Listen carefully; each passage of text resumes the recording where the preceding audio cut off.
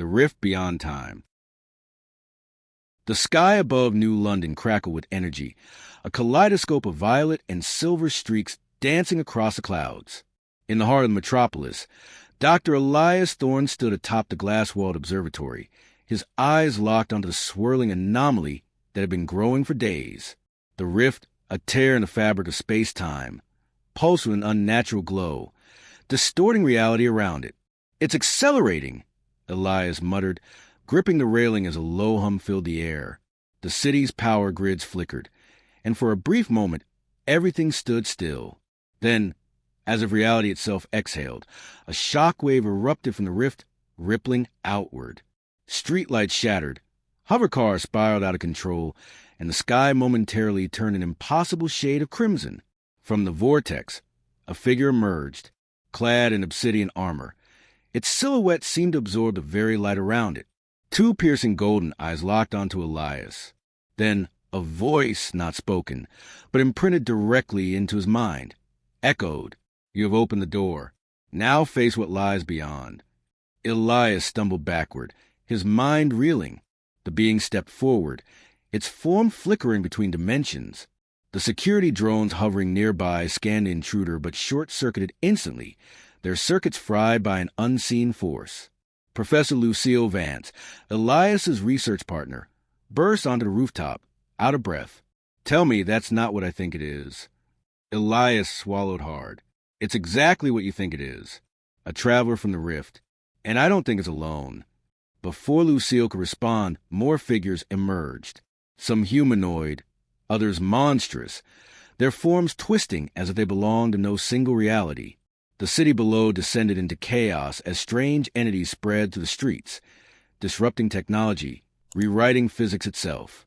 In the underground research facility beneath the observatory, Elias and Lucille frantically analyzed the readings. The rift wasn't just a portal. It was a doorway between dimensions, and something, or someone, was actively trying to keep open. A deep, resonant voice filled the lab. The holographic communication system flickered, revealing a robed figure with pale, ethereal skin. "Dr. Thorn, you must listen," the figure said.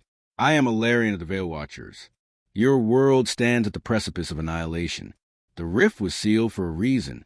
The Forgotten Ones seek dominion over time itself. You must close the tear before they consume everything."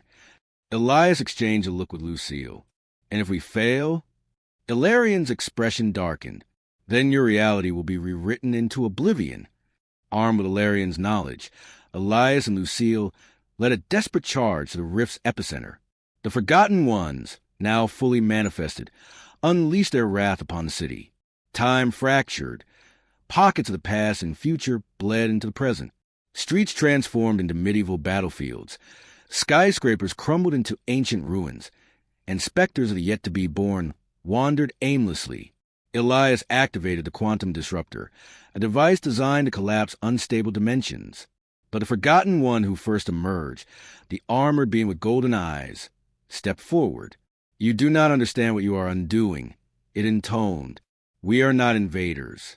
We are refugees. The rift was our prison, and you have freed us." Doubt crept into Elias's mind. Was he dooming an entire race to oblivion, or was this a deception? Lucille placed a hand on his shoulder. "Whatever they are, they don't belong here. The longer the rift remains open, the more our world unravels." Elias nodded grimly and activated the disruptor.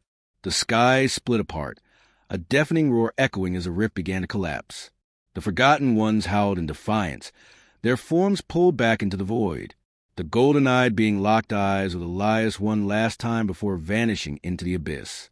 With a final, blinding flash, the rift sealed. Silence fell upon New London. Days later, Elias stood at the rooftop once more, watching the sky return to its usual shade of twilight blue. The city was rebuilding, but echoes of the event remained. Strange symbols appeared in the air at random. Time glitches made people experience déjà vu in haunting ways.